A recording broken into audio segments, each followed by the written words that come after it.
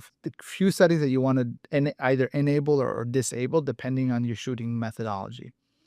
If you're shooting on a gimbal, whether it be like an Osmo or Insta360 Flow or whatever, and you're not looking to do any post digital stabilization, i.e., gyro flow, then my advice is to turn on optical image stabilization.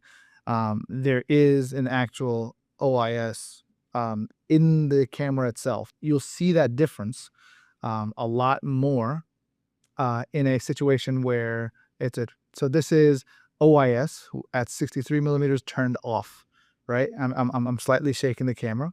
I turn it on, right? And I'm slightly shaking the camera. You see the reduction of that. Now there are micro jitters that do take place even when you're holding a gimbal, and so turning that on will actually get rid of that. It's even more pronounced when you're shooting at 117 millimeters, right? So if I turn off the OIS, this is how shaky that is. I turn it back on, and you'll notice how much more stable that is. Now, I personally prefer to keep the OIS enabled for 63 and 117 millimeters, regardless of whether or not I'm on a gimbal, because I won't do sweeping, moving shots.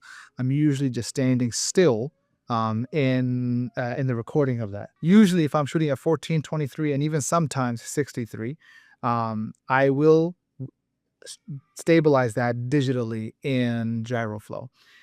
There's a couple things that you're gonna need to keep a note of.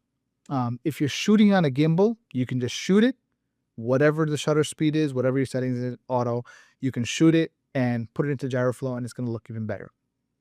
However, I have noticed that when I shoot at 117 millimeters, the stabilization in GyroFlow is not necessarily as good as the optical image stabilization that I get when I pair it with the gimbal as well.